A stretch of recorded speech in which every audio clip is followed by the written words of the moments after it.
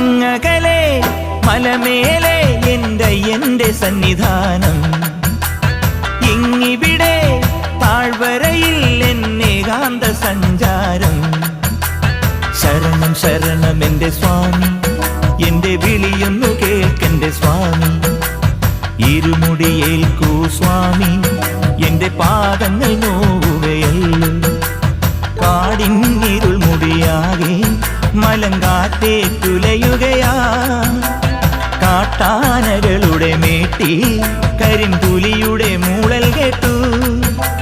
തുണയിവിടാരുമില്ല ആരുമില്ലൻ പൊന്നയ്യപ്പനെ.